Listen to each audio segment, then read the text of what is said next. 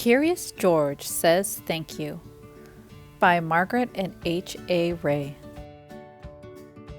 This is George. He was a good little monkey and always very curious. Today, George received a surprise in the mail. "It looks like you got a card, George," said the man with the yellow hat. It was a thank you card from George's neighbor, Betsy. "Dear George, thank you so much for the birthday present.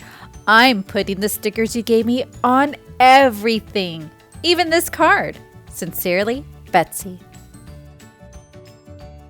The card made George smile. It also made him curious. Who could he give a thank you card to? George thought and thought. He could send one to the Science Museum director, Dr. Lee, who had shown George her favorite collection of dinosaur fossils.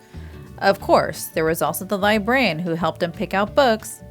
The store clerk at the market always saved the best bananas for him, and his friend Bill let George fly his kite in the park. George had so many people to thank, he had to get started right away. First, he gathered paper, envelopes, crayons, and stickers. Then he got to work. The man with the yellow hat walked in to find George covered from head to toe. "Uh-oh, George, what are you doing?" George held up Betsy's card and pointed to the paper scattered around him. "Oh, I see, George," said his friend.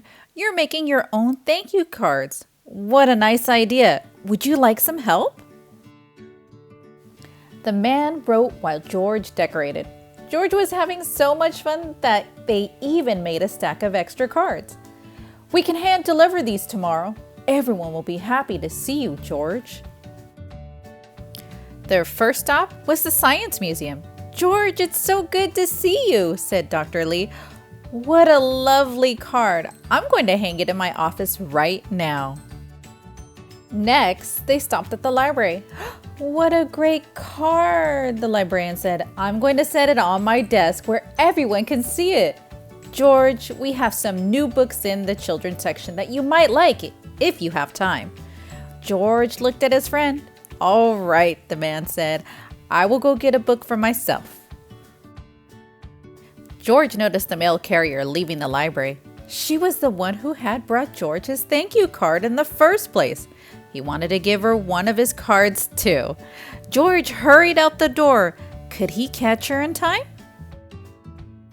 George jumped up and down on the steps, waving a card, but a group of children was just getting off a bus. They were coming to the library for story hour. George couldn't see which way the mail carrier had gone. But there was a street light nearby. George was curious. Maybe if he climbed it, he could see where the mail carrier was going. George started to climb the streetlight as fast as only a monkey can. But when he was halfway up the pole, his bag slipped off. In an instant, all of George's thank you cards went whirling through the air. Oh no! How could George deliver his cards now? George slid down the pole and grabbed at the cards swirling around him. A boy looked up. "Hey, it's snowing mail." A little girl said, "Don't worry, little monkey. We'll help you pick up your cards." The children gathered up the cards. George was very grateful for their help.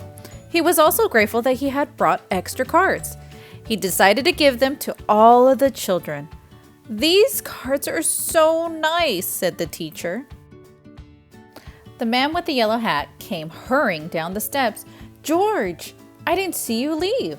Looks like you've had quite an adventure out here." The man thanked the teacher and his students for helping George.